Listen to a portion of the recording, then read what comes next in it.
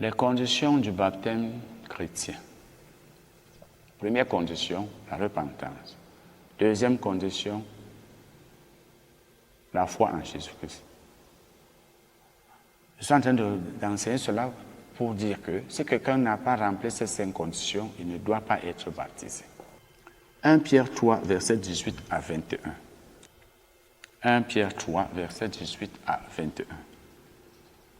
Christ aussi a souffert une fois pour les péchés, lui juste pour des injustes, afin de nous amener à Dieu, ayant été mis à mort quant à la chair, mais ayant été rendu vivant quant à l'esprit, dans lequel aussi il est allé prêcher aux esprits en prison, qui autrefois avaient été incrédules, lorsque la patience de Job se prolongeait au jour de Noé, pendant la construction de l'arche, dans laquelle un petit nombre de personnes, c'est-à-dire 8, furent sauvées à travers l'eau. Vous voyez, la Bible emploie ici le mot eau. Cette eau était une figure du baptême. Donc l'eau en question était une figure du baptême, qui n'est pas la purification des souillures du corps. Donc le baptême n'est pas la purification des souillures du corps. Et là, j'en profite pour dire quelque chose que j'ai eu à entendre. Il m'a été dit que dans certains milieux chrétiens, lorsqu'un chrétien se fait baptiser dans l'eau, non, on interdit même de faire baptiser les chrétiens dans des piscines. Parce qu'on dit que si un chrétien est baptisé dans la piscine, dans une piscine, puisque l'eau de la piscine ne coule pas, ses péchés vont rester dans l'eau et ils ne pourront pas couler comme ils couleraient si c'était dans une rivière. Et ceux qui viendront se faire baptiser après lui auront sur eux leurs péchés. Pardon, ses péchés. Ces péchés viendront sur eux. J'ai appris que dans certains milieux, donc, on ne baptise pas dans les piscines, mais uniquement dans les rivières, les fleuves, pour qu'après le baptême, l'eau fasse couler les péchés. Moi, je demande, est-ce que les péchés d'un homme sont sur sa peau? Donc, le baptême n'est pas la souillure. C'est ce que la Bible nous dit ici. La Bible nous dit ici que il n'est pas la purification des souillures du corps. Donc le baptême ne purifie pas quelqu'un des souillures, c'est-à-dire des péchés de son corps. Mais qu'est-ce qu'il est donc? Il est l'engagement d'une bonne conscience envers Dieu et qui maintenant vous sauve, vous aussi, par la résurrection de Jésus. Le baptême n'est donc pas la purification des souillures du corps, mais il est l'engagement d'une bonne conscience envers Dieu. L'engagement d'une bonne conscience. Donc, ça veut dire que la conscience, c'est quoi? La conscience d'un homme, c'est cette capacité morale qu'il a de s'abstenir de faire le mal, de ne faire et de ne vouloir faire que le bien. C'est-à-dire, lorsqu'un homme a une bonne conscience, ou lorsqu'il écoute sa conscience, il évite de faire du mal, il évite de faire de mal faire. Il ne fait que ce qui est bien. Quel que soit ce qui lui arrive, il sait qu'il n'a rien à se reprocher. Donc un homme a une bonne conscience lorsqu'il n'a rien à se reprocher. Il n'a rien à se reprocher, ni devant Dieu, surtout devant Dieu, ni devant les hommes. Lisons le verset 21 dans la nouvelle version, le second révisé.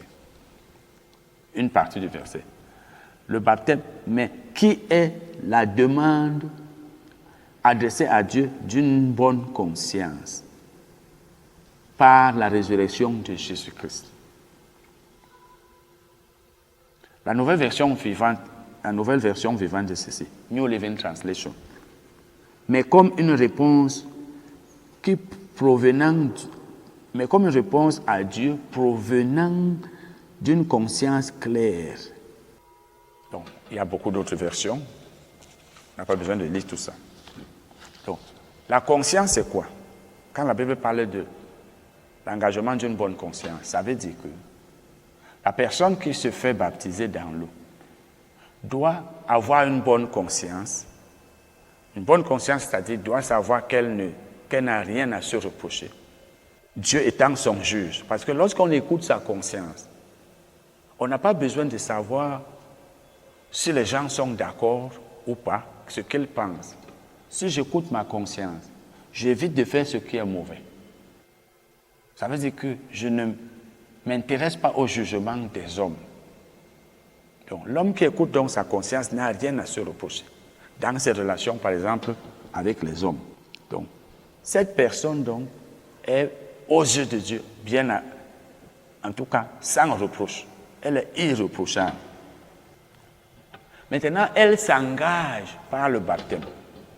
Et c'est parce que la repentance ayant précédé le baptême, la personne qui s'est repentie a reçu le pardon de tous ses péchés.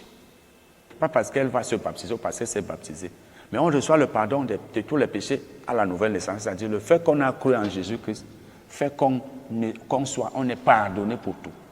Donc le jour où tu crois en Jésus-Christ, tu le confesses comme Seigneur et Sauveur, tu es pardonné pour tous tes péchés.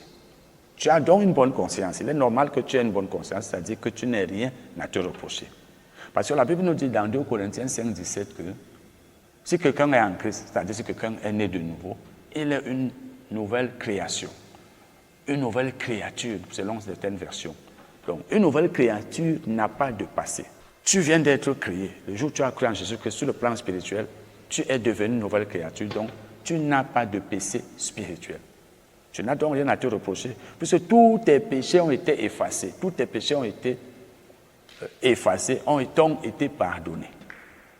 Ayant donc une bonne conscience, tu t'engages maintenant par le baptême, comme pour dire que maintenant je ne veux plus rentrer en arrière. Je ne veux plus rentrer en arrière. Parce que lors du baptême de Jean, les gens venaient confesser publiquement leurs péchés et montrer de façon publique qu'ils avaient changé de vie. Bon, Jésus, lui, n'avait pas besoin de faire ça, parce qu'il n'avait pas besoin de changer de vie, puisqu'il n'a pas mené une mauvaise vie avant. Nous, maintenant, les chrétiens, nous sommes convertis au Seigneur, nous avons été pardonnés. Nous avons cru au Seigneur, nous sommes nés de nouveau.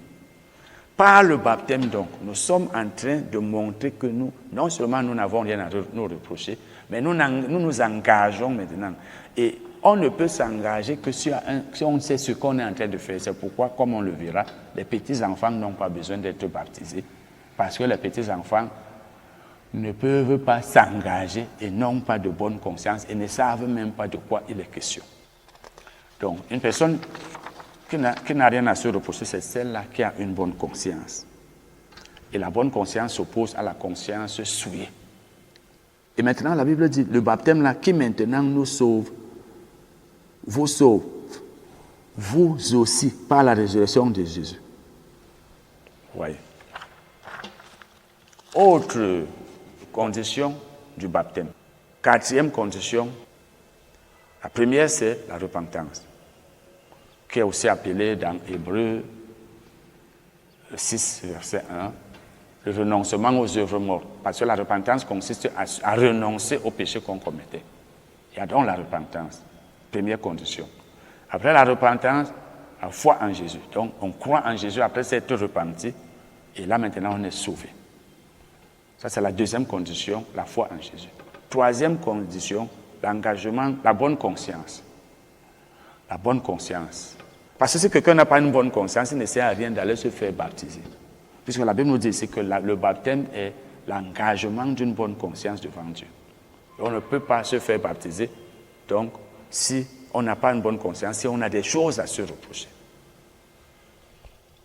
Et là, c'est là où il y a danger, parce que certaines personnes enseignent des doctrines bizarres par lesquelles elles font croire à ceux qui ont cru que Dieu est encore fâché contre eux, qu'ils ont encore des péchés, qu'ils doivent passer par ceci, cela. Lorsqu'un chrétien ne sait pas encore qu'il a été complètement, entièrement, totalement pardonné de tous ses péchés, il n'a pas une bonne conscience, il se sent coupable de quelque chose, ou de beaucoup de choses, et il ne sert donc à rien pour lui d'aller se faire baptiser. Quatrième chose donc maintenant, il faut devenir un disciple. Donc, on doit devenir un disciple de Jésus avant de se faire baptiser. Nous allons lire Matthieu 28, versets 19 et 20. allez, faites de toutes les nations des disciples, les baptisant au nom du Père, du Fils et du Saint-Esprit, et enseignez-leur à observer tout ce que je vous ai prescrit. Et voici, je suis avec vous tous les jours jusqu'à la fin du monde. Vous voyez, la Bible dit ici, faites de toutes les nations des disciples. Ça, c'est un commandement de Dieu. Faites en sorte que tous les hommes de ce monde soient mes disciples. Je vais lire ça dans la Bible, la version Vie Nouvelle. Versets 19 et 20, Matthieu 28. Allez donc, faites de toutes les nations des disciples, baptisez-les au nom du Père, du Fils et du Saint-Esprit, et enseignez-leur à observer, à mettre en pratique tout ce que je vous ai prescrit. Et moi, je suis avec vous tous les jours jusqu'à la fin du monde. Donc, vous voyez ici, la Bible dit, faites de toutes les nations des disciples. Qu'est-ce qu'un disciple? Un disciple, c'est celui qui suit les enseignements de quelqu'un. Les disciples de Jésus, donc, sont ceux-là qui suivent ses enseignements. Et pour suivre les enseignements de Jésus, il faut d'abord s'être converti en Jésus. Parce que le non-croyant ne peut pas être disciple de Jésus. Il ne sert à rien de suivre les enseignements de Jésus si tu n'es pas chrétien. Et un chrétien, c'est celui qui est comme Christ. Et être comme Christ, c'est naître d'abord de nouveau. C'est quand tu es né de nouveau que tu deviens chrétien. Et c'est là où tu as la capacité et le droit même, et aussi le devoir de faire ce que la Bible t'ordonne de faire. Il ne sert à rien de dire que moi je mets en pratique la parole de Dieu alors que tu n'es pas enfant de Dieu. Donc, le disciple, c'est celui qui suit les enseignements de Jésus. Et pour qu'une personne suive les enseignements de Jésus, il faut qu'elle se soit préalablement convertie au Seigneur Jésus. Donc nous sommes des disciples de Jésus, pas seulement parce que nous disons que nous le sommes, mais parce qu'effectivement, nous suivons les enseignements. Parce que ce sont les enseignements qui nous bâtissent, qui nous rendent comme Jésus. Parce que Jésus a dit, enseignez-leur ce que je vous ai prescrit. Donc, baptisez les gens, baptisez-les. Comme il a dit ici, relisons. Allez, faites de toutes les nations des disciples. Les baptisants. Donc, vous devez faire des disciples, les baptisants au nom du Père, du Fils et du Saint-Esprit. On reviendra sur cette expression. Au nom du Père, au nom du Fils et du Saint-Esprit. Il y en a qui disent non, on ne doit pas baptiser au nom du Père, du Fils et du Saint-Esprit. D'autres disent non, c'est en ce nom-là qu'on doit baptiser. C'est ce que Jésus a dit. Il y en a qui disent mais non, Paul a dit autre chose. Les disciples n'ont pas fait cela, etc., etc. Les uns disent même que les disciples étaient dans l'erreur, ils ont désobéi. C'est à voir. Donc, le baptême, c'est pour celui qui s'est repenti, qui a cru au Seigneur Jésus, qui est né de nouveau. Il a été pardonné, il a été purifié, il a été sanctifié. Il est chrétien, il est comme Christ. C'est lui qui doit se faire baptiser. Et comme nous l'avons vu, il doit non seulement être enfant de Dieu, mais il doit être enseigné. Et nous verrons même, certainement un autre jour, est-ce qu'il faut absolument un certain temps d'enseignement avant le baptême? Est-ce que pour qu'un chrétien soit baptisé, après qu'il a cru en Jésus-Christ, il faut qu'il soit enseigné pendant un certain temps? Nous allons voir tout cela. Parce que tout dépend aujourd'hui des assemblées. Dans certaines, pour être baptisé, il faut même faire passer 6 mois. Dans d'autres, il faut suivre les cours de nouveaux convertis. Dans d'autres encore, il faut, pour être baptisé, remplir certaines conditions dans l'Église, etc., etc. Est-ce que tu es membre de l'Église? Est-ce que tu as une carte, etc., etc. C'est chacun qui instaure son système ou alors son règlement. Nous allons donc voir si effectivement, pour être baptisé, il faut remplir cette condition-là ou non. Bon, maintenant, les petits-enfants, est-ce qu'ils doivent être baptisés? Est-ce que les petits-enfants doivent être baptisés? Eh bien, je peux dire, les petits-enfants n'ont pas besoin d'être baptisés. Et nous verrons cela. Nous verrons cela.